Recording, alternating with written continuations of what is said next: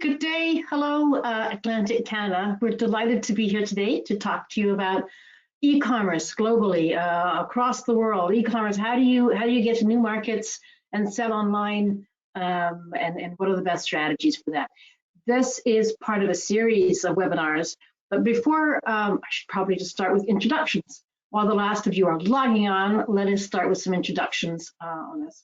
So I am delighted to be joined by my faithful colleague Erin Smith, who's the project manager of the CBDC based in Nova Scotia. So she is a font of knowledge of everything that we need to know about online global programs, how that's working, and also a great federator of all the resources available to exporters for the Atlantic provinces.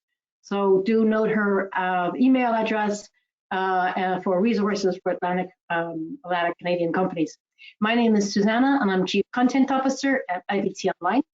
So I'm involved in things like keywords and content and alt tags and things like that for websites and for online marketing. And just a very quick introduction as well about who we are as a company. IBT Online we're actually a US company, but are honored and delighted to be working with Atlantic Canada companies as well. And we are 100% dedicated to building websites and online marketing for small and mid-cap companies who want to go international. So that's our space, international online. And today we're going to be talking about e-commerce, which is one of our key things that we do. And this is the agenda for the day. I'm going to get Erin to talk just very quickly about sort of resources for the Atlantic Canadian companies that are there. There's a lot of resources, and you should take advantage of some of the ones that get in touch with people there. Then also I'm going to focus then straight into an international buyer, how you identify them, what you do in terms of their localized journey, and that's going to help you understand the e-commerce choices you have, which we're going to talk about in point number 4. After that, so just a roundup and some helpful resources, I hope, and some Q&A if you'd like. These are short webinars. They're about 30 to 35 minutes long, depending on questions. But don't let that stop you asking questions or reaching out if you would like further information on e-commerce or anything else on the online world. So let's get started talking about sort of what I've called a helping hand for Atlantic Canada. First of all, on our website, we have some dedicated resources for the Atlantic Canadian companies. So IBT Online, that's ibt.onl, and you'll find that there's a whole page just for the Atlantic Canada, Atlantic provinces. And I think one thing as well is that you have, all the provinces really helping, from Nova Scotia, Newfoundland, PEI, New Brunswick, Labrador, and also, of course, at the federal level, the Atlantic Canada Opportunities Agency, the ACOA, which are all really there to help you through, not just through COVID, but also through expanding your business and going international. So from our side, as I said, we do have some resources and free downloadables, infographics about markets, all kinds of things on our website. So please do visit that and explore that. And if you want more, reach out. But at the moment, I think what's worth highlighting is that we have a whole series of webinars, 9 in total, which drill down into some of the things that are of most importance to the Atlantic companies. From website localization, what is it? Online marketing, what is it? How do you do it? E-commerce today, online in the USA. So all these things you can sign up to, listen to at your leisure. The links are all on our page, on our website. I believe they weren't working yesterday or so, but they are now. And it's every Tuesday and Thursday. The next one is on Thursday, when we're going to be talking about online in Southeast Asia with a focus on Vietnam. And sort of the more emerging countries in Southeast Asia. And we've already had Latin America, website localization, and today is e-commerce. I'm going to let Erin also talk briefly about sort of what the CBDC does and offers for companies. Thanks, Susanna. Thanks everyone for joining us today. I'm Erin Smith. I'm Executive Director of the Nova Scotia Association CBDCs, and we are the delivery agent for the project that's hosting these webinars. The funding support for this project is made possible through the Atlantic Trade and Investment and Growth Agreement. This is a partnership of ACOA and the 4 Atlantic provincial governments. As we all know, COVID-19 has really amplified the need for selling and exporting online. And it's our hope that these webinars will give you some of the info and the tools that you need to export successfully online. There's lots of other program supports that are available, so please reach out to your local ACOA or provincial government departments to see what they can do to help you. If you're not sure who that is, at the end of the webinar there will be a list of names and contact information, or you can feel free to pop me a note, and I'm happy to help navigate who that person is in your area and make that connection. So please don't hesitate to reach out to us. We'd love to help you. Let's dive into global e-commerce. Thank you, Erin. Right, international. I thought I'd start on e-commerce by looking at an international buyer persona and what we call a buyer's journey, because I think it's really important to understand your buyer persona. It's absolutely vital in e-commerce because it's so targeted. So you really have to understand that from the beginning. So I thought I'd just a quick recap. If you're interested in this, I will be exploring this more when I talk about online marketing. So how do you define your buyer persona? The first thing to do is distinguish between a buyer persona and your ideal corporate profile. Your ideal corporate profile is a company, and that's the company who buys from you. It's the who is the person, who is the corporation that buys from you. Do you sell to retailers or to OEM suppliers, or do you sell to wholesalers, distributors? Who are your ideal corporate profiles? And within that corporate profile, you will have buyer personas. So, for example, let's say you sell some engineered product. Then an engineer within a company is going to be your buyer persona. And that engineer might have to go through several different types of people to get what he wants. You might have to involve, people on the technical side, on the sales side, on the health and safety side, and they will also join in terms of your buyer persona. And I think it's not actually hard to define your buyer persona. Get your sales and marketing team around the table and say, who is the person you sell to? Because even if it's online, you always sell from a person to a person. Even on B2B e-commerce, it's always a person you're selling to. So you need to address their issues, their problems. So start out by listing the questions, the roles, what are their goals, what are their pain points, what are their concerns, and how can you help them? So it's not so much about you, it's about from their point of view. So as I said, you develop your buyer personas between your marketing and your sales teams. That also means that everybody's on the same page, everyone's got skin in the game. Remember 2 things. Your buyer personas change over time, and your international buyer persona is not necessarily the same as your Canadian buyer persona. So the one you have, even in the US, might be different. Even in the close US, your buyer persona in Boston might not be the same buyer personas you have in Toronto, for example. So that's the kind of thing you need to think about when you're looking at defining your markets and being careful in e-commerce. Let me give you an example. This is a post from Zipcar, and they have such a strong definition and view of their buyer persona that it's in their mission statement. Their mission statement talks about urban dwelling, educated, techno-savvy customers. And that's who they sell to. That's their buyer persona. And if you look at this Instagram post, well, there you go. They're urban dwelling, educated, techno-savvy, who care about the environment. And even in the posts, like in the hashtags, if you look at it, it's explore, plants, dorm life, university, all these things. So, it's absolutely teed up with their buyer persona. Let me give you another example. In the international buyer persona, how that can subtly shift and what these multiple buyer personas are. So I've listed a couple of questions on the left-hand side of the slide. Is your international buyer persona different from your domestic buyer's persona? If so, in what ways? Are there multiple buyer personas in your export markets? How does your international buyer persona find you? In what ways are their journeys different? Here's an example that I took from L'Oreal. It was about May 2020, and in the US, L'Oreal wanted to show its buyer personas, and its buyer personas are stylists and salon partners. That's its core buyer persona that it wants from its website. So it wanted to show their buyer personas that they cared about them. So L'Oreal USA committed to supporting stylists and salon partners during COVID-19 crisis. But if you were to look at L'Oreal at exactly the same time in Australia, you would have just a different feel to it.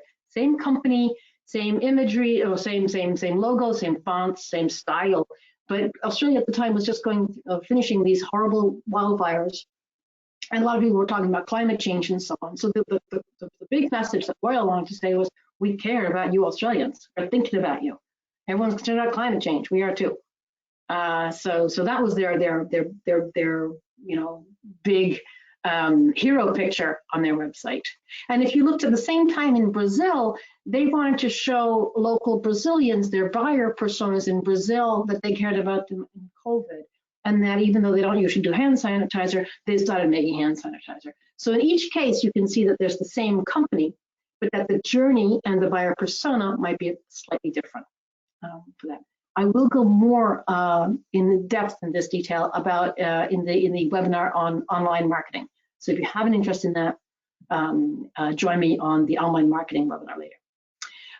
So then the other point I wanted to mention was, all these online tools. Why are we all doing this? And your buyer persona's priorities, similar probably to your priorities today. If you're looking at companies today, overarching, there are 4 big priorities. Yes, we want to look after employees and manage costs, and what about supply chains? But the big one was survive to thrive. I've got to generate sales. I've got to, drive up my exports. I've got to grow my business. That's what your buyer persona is thinking of. How do you help them do that? And the answer is online tools. The answer is clearly through e-commerce. A quick word also about the online world as well.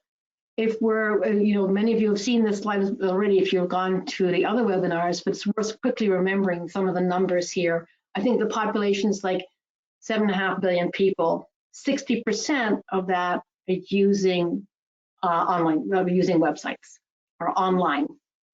And they're online for 7 hours a day. The average amount of time spent online has grown by an hour in 2020. That's huge.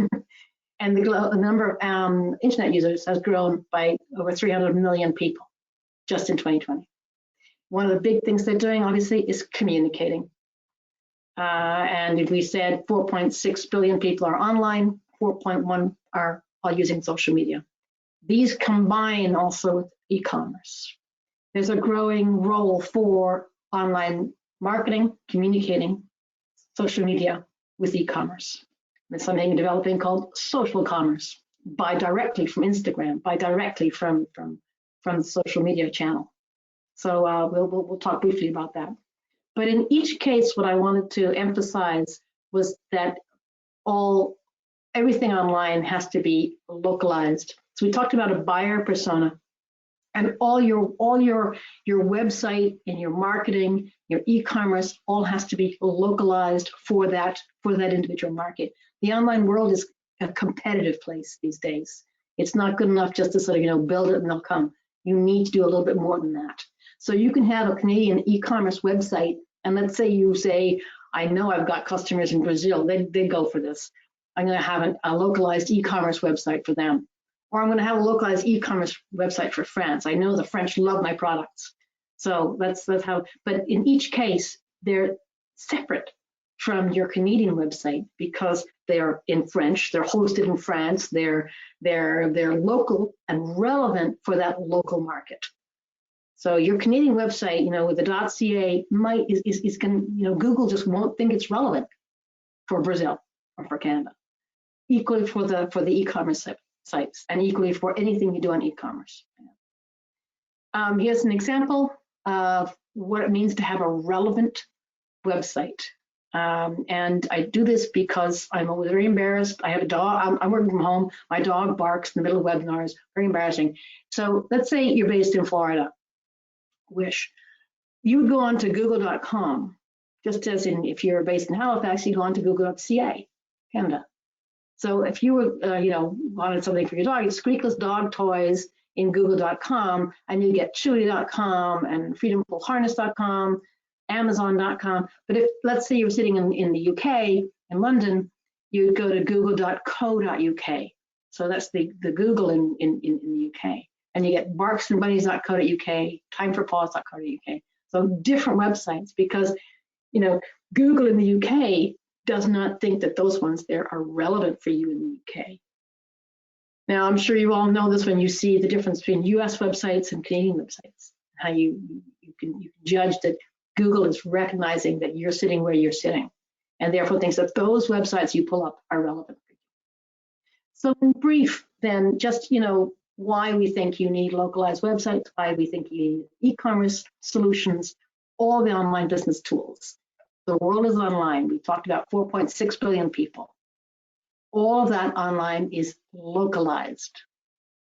So, and I think that's good news for you. It's good news if you are a small and mid-cap company based in Atlantic Provinces, Canada. You can say, I know where all my international clients are, and I know where all my prospects are, and I know where all my suppliers are. They're all online, and I can reach them with online tools. So I think that's a positive way to look at this, and say, as a real advantage, a real opportunity. Use these websites, use these online tools like e-commerce sites to drive your business forward. Let's talk now briefly about the sort of big picture global e-commerce landscape. So all of e-commerce landscape in about 40 minutes. This dates from 2019 and it's B2C, but I just wanted to highlight some of the big numbers. China is by far the largest at 740 billion. The US 560, Canada is 44. Behind the UK, Germany, Japan, South Korea, France, and did I mention Japan? So it's a very big market in any ways that we're seeing it.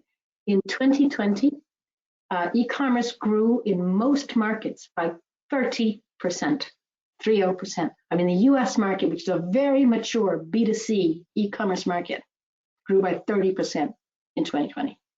In China, for the first time ever, as far as I'm aware, in any market, online sales value eclipsed bricks and mortar. So more people bought things online than in stores for the first time ever in China in 2020. That does not include the most recent China Lunar New Year, which is going on at the moment. If you look on my slide here, it's hard to see it, but basically it just shows you the adoption of e-commerce throughout the world. The worldwide average is 74%. That's the white stripe. Canada's just below that at 73%. The US is at 81%. But look how many countries there are, above worldwide average, and many of them are either, very mature markets like Germany, 83% adoption rate of e-commerce, or else very mobile-first emerging markets, Vietnam, Taiwan, Poland, Thailand, South Korea. So the definite trend of movement towards getting e-commerce adoption rates certainly above 75%, the way it's moving in that sense. Some of the biggest activity, and again, this is in terms of B2C, and this is what you'll find throughout, as averages, well represented across all markets that you'll see. Around 80% of the population is online doing e-commerce. Most of them are doing it on their mobile phone as well. At least half of them are doing it on their mobile phone, which is going to be very important for you if you're developing an online strategy. Make sure it's mobile friendly. A couple other sort of big parts of things as well. if you're looking for e-commerce, you need to have some kind of strategy about social media and about how people are coming to your store, how they're coming to find you. Even if you're on an Amazon platform, you need to be able to sort of stick out above the crowd. You need to generate some kind of interest, and social media is probably the fastest way to do it. It's interesting as well to see how that works across different markets, and including for B2B. So the chart I have on the right, this green bars, shows you B2B research for social media, with YouTube being number one, but Facebook close behind. So that's global use of Facebook. At 50% of B2B customers are using Facebook for research on new products. So when you're starting out with e-commerce, do immediately start thinking about, how do I make sure that I'm using social media to stick above the crowd, that someone sees me. And I just wanted to point out that online tools, I think I've said a couple of times now, very much levels the playing field for you. You can compete against some of the biggest names out there if you're using the right tools in the right way, and combine your e-commerce with social media and a strong website. Right, B2B e-commerce, we've talked a lot about B2C before. It's very hard to find real good numbers on B2B, but I want to point this out. I can only find ones for 2019, but basically, or ones that are consistent anyway, B2B is about 3 to 4 times the size of B2C e-commerce. So for those of you who are on the B2B side of routes to market, don't discard e-commerce. Don't think, oh, it's only for shoes and jewelry or teenage girls' clothes. No, it is for B2B companies. 75% of B2B buyers, will purchase online at least half the time. And if you look in terms of, brand research and where they're going for brand research, B2B companies are very much looking also at search engines and social media. So your keywords, your social media, again, consumer reviews, but the single largest that people are looking for is search engine. So a Google search or any other search engine search, where can I find the best oysters? Where can I find the best Prince Edward Island chocolates? So you would go on to a search engine, a Google or a YouTube, to find those answers. And that's where you need to be present if you're going to have an e-commerce strategy. There's a couple of different options you can have if you're looking at international e-commerce strategy. And really, if you skim it down, there are really 3 options you can take, 3 different strategies. You can have your own localized website for your markets, and then link those websites to marketplaces, to an Amazon or to in-market distributors. Or else you could have your own e-commerce platform, totally, go everything solo. Or you can have a combination of those things. Let me dive down a little bit more and talk about the first one in particular. So what do I mean when I talk about marketplace? Marketplaces in e-commerce is basically the Amazons of the world. So these are generalist marketplaces, and there's lots of them. I mean, I know Amazon is by far the largest, but you might say, hey, if I'm really interested in, I don't know, Mexico or Latin America, maybe I should think of Mercado Libre. Very, very strong platform. Or, I love to go into China, and therefore maybe not Amazon, but Alibaba. They give a very interesting route to market for non-Chinese companies. So there are different ones to look at. These are generalist marketplaces, and you can buy anything on them. You can buy building materials to flip-flops, anything in between. All on these generalist marketplaces. They do everything also from A to Z. They'll help you with import duties right the way through to logistics and the last mile. There's always a price, and not a negligible price either. The other type of marketplace are very specialist marketplaces, or distributor, in-market distributors also act as specialist marketplaces. Here I have an example of a company called Partspace. They specialize in selling items and equipment for the airlines industry. So they have, it's basically an online auction system. They have buyers, they have sellers, they have parts that you might need from everything, and everything, but it's all specialized in the airline industry. A generalist marketplace sells all kinds of electrical goods. So, your headphones that you sell might be next to an electric toothbrush, but that's electric goods all in one. There are lots and lots and lots of online marketplaces in the world. So, like I said, don't just go with Amazon because that's the one you know. Look closely about which one in which market. If you say, I'm really interested in, I do clothes and I'm really interested in the European market, especially Germany, then maybe Zalando is the right choice for you rather than Amazon. So choose your marketplace well if you want to go onto them for that. Online marketplaces generate about 50% of global e-commerce. That's B2C e-commerce. The other alternative is to have your own e-commerce platform, to build something, automated, so DIY. I'm going to build my own platform on my website. There's obviously a couple of big non-negotiables that you have to go through. It has to be mobile responsive. You've got to have a complete tech stack. It does involve some heavy investment and upkeep to go through. There's a lot of different software that you can choose.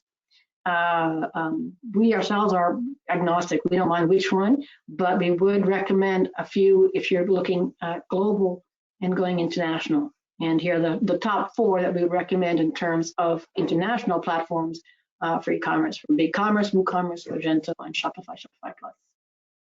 For that. So, those are, and again, if you want me to drill down into any of those just let me know.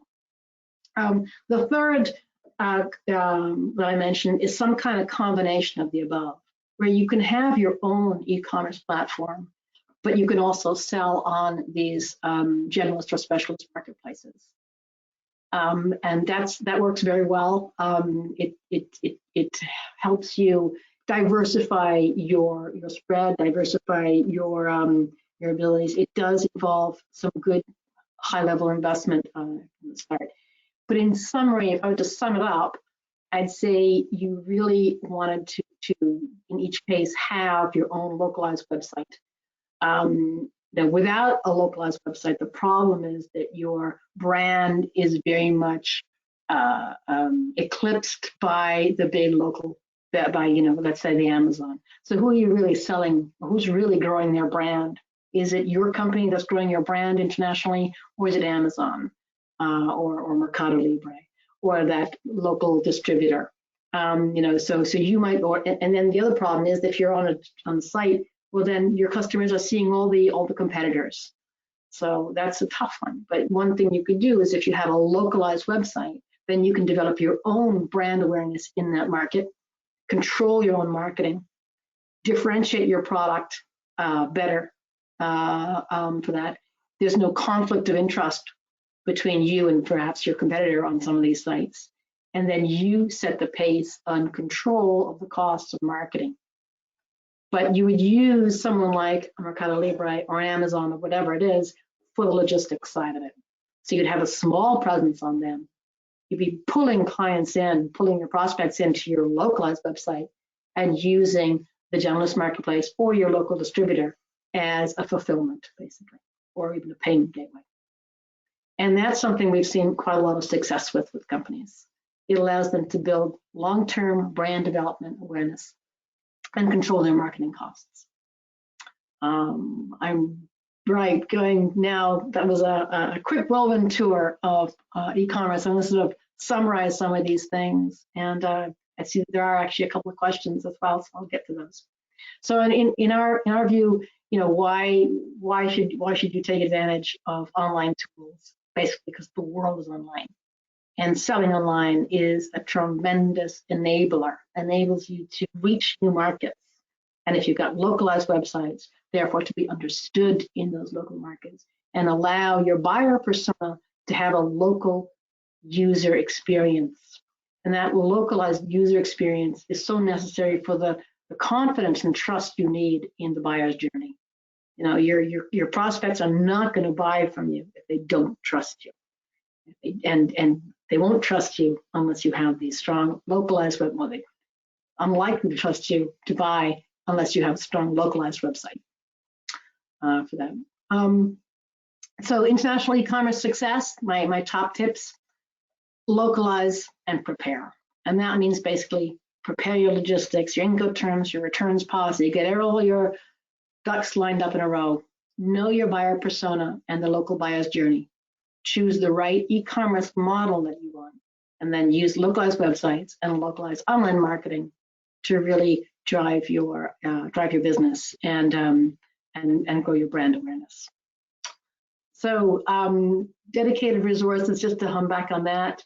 We said before that there are quite a lot of resources for you. You can find some of them, many of them on our website, including a list of all the webinars that we're hosting at the moment. They said on Thursday we've got Southeast Asia, a fun market, a hugely vibrant place to be online, very rewarding place to be online, place like Vietnam.